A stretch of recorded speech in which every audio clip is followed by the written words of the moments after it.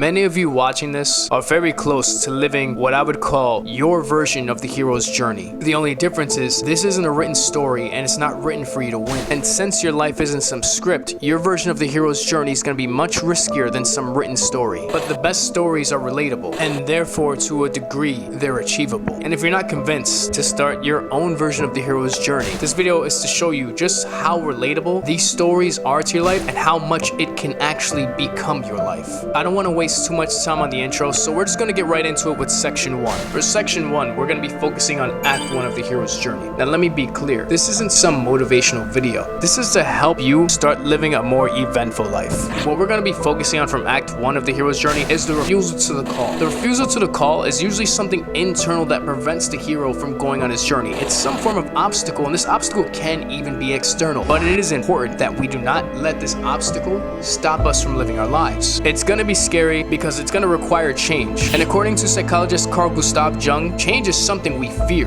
However, on the other side, according to biologist E.O. Wilson, humans are hardwired for exploration and seeking out the unknown. So in short, your biology is fighting to go on an adventure, but your mind is afraid of the adventure and what it comes with. Now, facing whatever your version of the refusal to the call is so much easier said than done, and that's why in the hero's journey, the hero at this point meets a mentor that helps him or her overcome that insecurity or obstacle. Now, this isn't some written story, and you're not guaranteed to find a mentor, at least not in the physical sense. But in today's world, a mentor doesn't have to be a person or a teacher. A mentor could be a book, it could be an online persona, it can be a person, it can even be a friend. It's important you find a mentor. According to neurologist Olive Sacks, mentors play a key role in helping us navigate the world around us and even our own minds. The important thing to understand is that you have to persevere. If it wasn't risky, it wouldn't be worth it. Moving on to section 2, we're going to be discussing something that is very important to your journey, and it's something that I'm sure a lot of people are struggling with. As I mentioned before, your friends can be your mentors. The only issue here is that not all friends are mentor material. You will have biases towards your friends,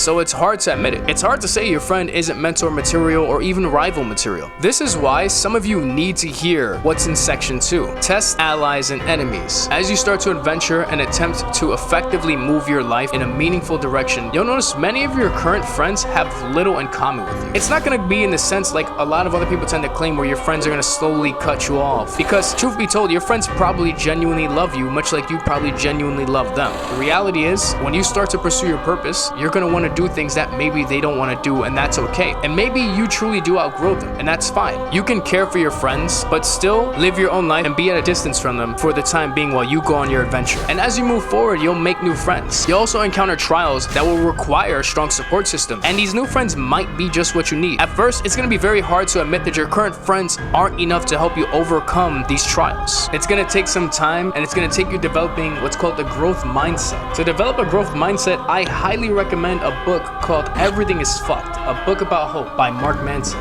It's a book that will force you to have high openness to fully grasp the concepts in the book. And it's also a very good intro to section 3. Section 3 is about exactly what I just said, hope. In the book, it goes over the concept that hope is only around when everything is fucked. The book has a high focus on being open to new ideas and living your life and taking a chance at adventuring. The truth is, everything probably is fucked. You probably aren't 6 feet tall, you probably aren't good looking, your IQ might be average, and maybe you let your health fall to shit. And I'm not gonna sit here and tell you that none of that matters, because it definitely does. And I get it, it's tough. Don't think you're not hurt. It's not in your head when you hear women want tall, good looking men. People with higher IQ are proven to learn most skills and take in information faster than most people. And it's harder to get in shape when you don't already have a good physique. My aunt once said this line, life sucks, then you die. And it's true, because in some form or way, we're all misfortunate in some way. And if you're not misfortunate in any way, then your life is easy, and no one respects easy. And if no one respects you, then you are truly the least fortunate above all, because you have to willingly face the darkness.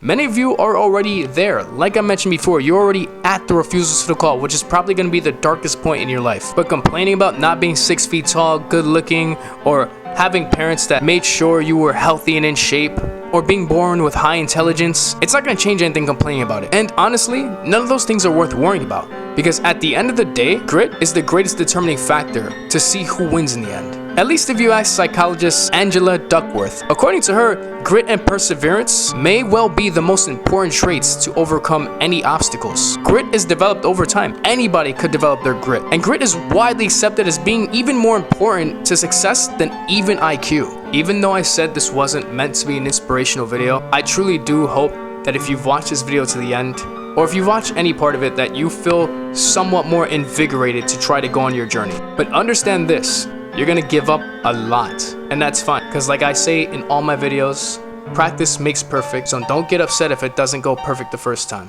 And until next time, peace.